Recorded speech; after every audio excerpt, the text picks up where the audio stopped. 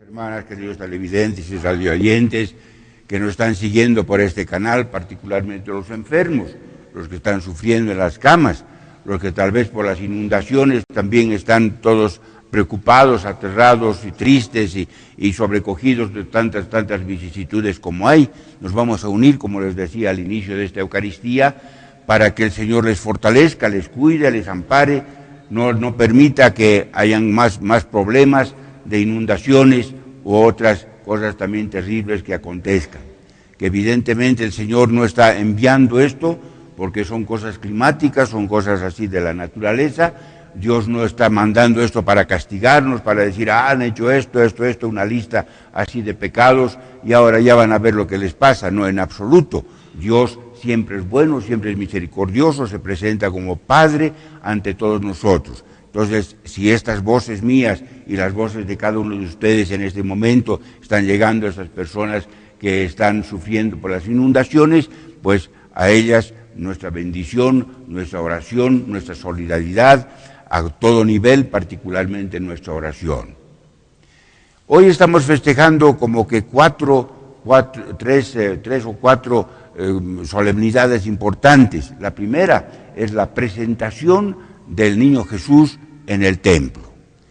La segunda es la consagración que hace tanta gente escogida por el Señor, escogida por Dios, la vocación a la vida sacerdotal, a la vida sobre todo religiosa, tanto de los religiosos como de las religiosas, con votos de pobreza, castidad y obediencia. Y nosotros tenemos que pedir por el aumento de estas vocaciones que se dedican totalmente al pueblo de Dios. Y tercera fiesta, llamaremos así, Nuestra Señora de la Candelaria, que según la tradición era una fiesta muy grande, presentada en la purificación de la Virgen, decía. Todo venía de la Iglesia oriental y pasó después a la Iglesia occidental, que es decir, Roma, donde pensaron, no, lo más importante en este momento es la presentación de Jesucristo al Señor, más que la purificación de la Virgen María. Pero se ha quedado como tradición que nosotros tengamos una velita siempre encendida en nuestra vida, que nos han dado ya en el bautizo, y la tenemos siempre presente, siempre encendida, para que la lucecita esa, la velita, el cirio, pues nos ilumine dos cosas. Una, que nos ilumina nuestra historia de cada uno de nosotros que tenemos, nuestra historia con sus negativos, con sus sombras, también con sus luces, con sus cosas positivas. Entonces, eso es lo que nos ilumina a cada uno de nosotros, esta luz. Pero también ilumina a los demás, porque si yo estoy bien iluminado y sé lo que soy, sé mis pecados, mis faltas, mis imperfecciones, mis miserias, y también tengo mis muchas cualidades, también eso automáticamente lo traslado a los demás. Es como que sale por nuestros poros aquello que nosotros tenemos, la luz que ilumina y hace felices también a los demás. Y así cumplimos la voluntad del Señor, que es precisamente purificar este mundo en unión con los dones maravillosos que Jesús Cristo ha venido a darnos a cada uno de nosotros. Bien, pues brevísimamente recorrer como una especie de película rapidita, un video, esto que son las tres lecturas que se nos han presentado hoy, hermosísimas. A mí la primera lectura me impresiona muchísimo porque dice Dios, ¿no? Ante todas las barbaridades que el pueblo de Dios en ese momento estaban haciendo porque no creían en el verdadero Dios, siempre buscaban otros dioses, Baales, etcétera, etcétera. Entonces, Dios les promete, voy a mandar un mensajero. Y todo el mundo se quedó así aterrado, digamos así, va a venir un mensajero, o este va a venir con un chicote, va a venir con problemas y va a venir con justicia, nos va a exterminar. Y fue todo al contrario. Aquí mandó Dios Padre, mandó a un chiquito, a un pequeñito, a un indefenso, a un nacido en Belén, a un nacido en una posilga, llamaremos así, en un pesebre, donde comían los animalitos. ¿Quién valía pensar que ese chiquitito era el más poderoso? Y fíjense, como dice en esa primera lectura, que dice, va a venir ese mensajero con voz potente, y va a venir como para lavar todos los pecados del mundo, como una especie de lejía, para dejar todas las cosas blancas, puras y limpias. ¿Y cómo lo ha hecho eso Jesucristo? Ya cuando creció, pues nada menos que Él primero se purificó, sin necesidad de purificación, y todo su cuerpo, desde la cabeza hasta los pies, fue llagado, fue crucificado, fue azotado, fue coronado de espinas, una piltrafa. ¿Y así por qué? Porque eso era la purificación de este mundo llevado hacia su Padre eterno. Y vino para mostrarnos que Dios es bueno, que Dios es misericordioso, que Dios es amor, que te ama inmensamente pese a las barbaridades que puedas haber hecho. Dios te ama, y eso es una misión que nosotros tenemos que transmitirla siempre a los demás. Pues más o menos ese es el contenido de esta primera lectura, pero la segunda lectura también es hermosa. Ahí se constata que realmente Jesucristo es el mediador entre Dios, su Padre, y los hombres. Purifica todo su cuerpo con las llagas, como decía, y nos hace puros también a nosotros, nos hace limpios a cada uno de nosotros. ¿Dónde? Nos reviste que nada menos para que ser hijos de Dios en el bautizo. Imagínense, en el bautizo nosotros somos hijos de Dios y nos purificamos de todos nuestros pecados. ¿Para qué? Para ser agradables al Padre eterno y decirle: papá, Padre, gracias por todo. Hoy, cada uno de nosotros tenemos que ser esas personas que somos agradecidos a Dios. Y fíjense, este día, ¿no?, de la presentación está prácticamente en la tercera lectura, esta hermosa lectura de San Lucas, que nos presenta como que tres puntitos claves. Una, que Jesús vino al mundo como cualquier hombre, era Dios evidentemente, pero como cualquier hombre, nacido de mujer, con todos los sufrimientos y todas las dolencias que pueda haber, y entonces se presentó también en la historia. No era un Dios, ¿dónde estará? No, yo soy Dios, a mí que me cuiden todos, a mí que no se preocupen de mí, sino que yo lo puedo todo. No, sino bajó como cualquier hombre y cumplió toda la ley. Por eso lo presentaron a Jesús.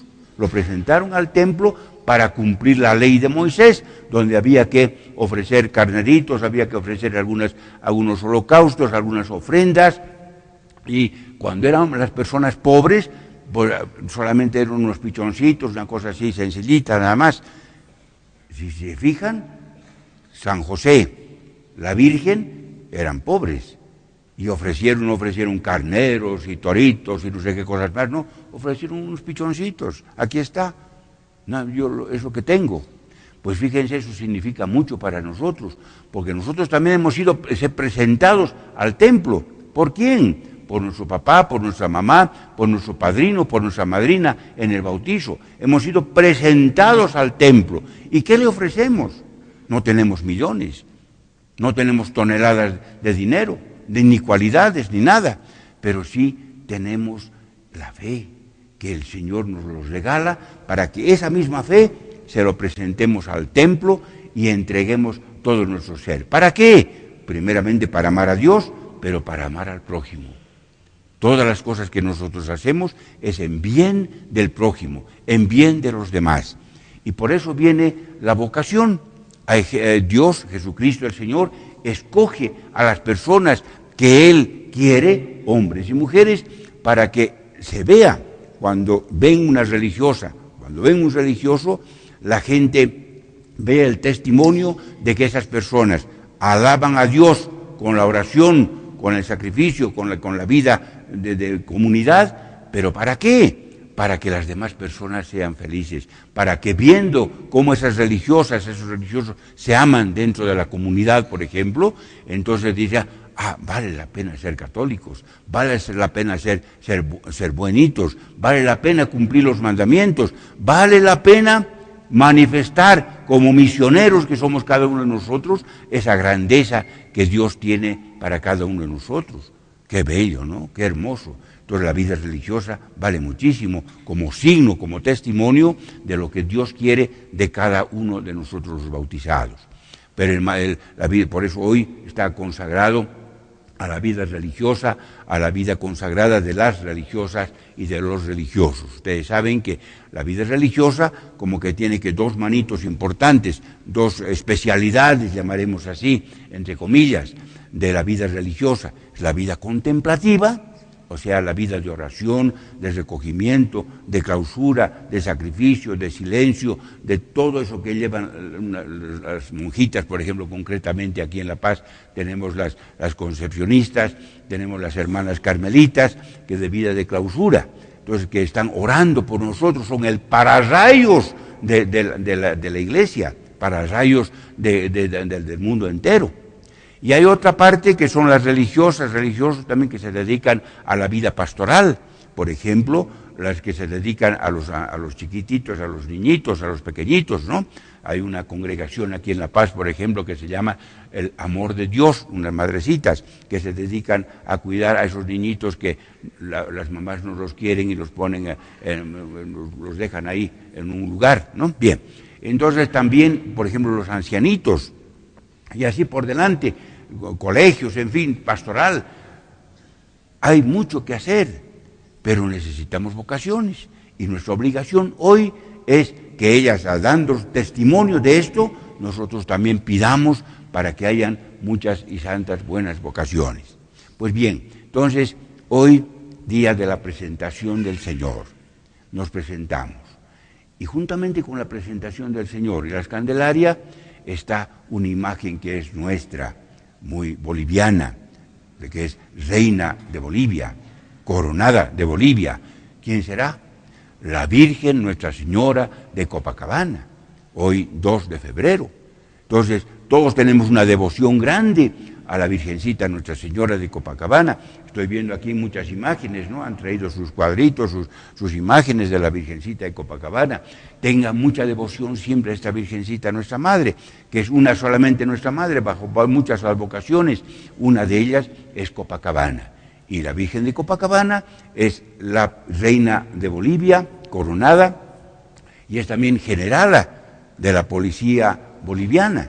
Entonces vamos a pedir también por los militares, por los policías, para que ellos, con esa devoción que tienen, vivan en su vida siempre en beneficio de los demás, para que haya justicia, para que haya siempre paz, para que no las personas que tienen uniforme, pues no aplasten a las demás personas, entre comillas, para la cuestión de la justicia, que yo decía, en vez de justicia, injusticia.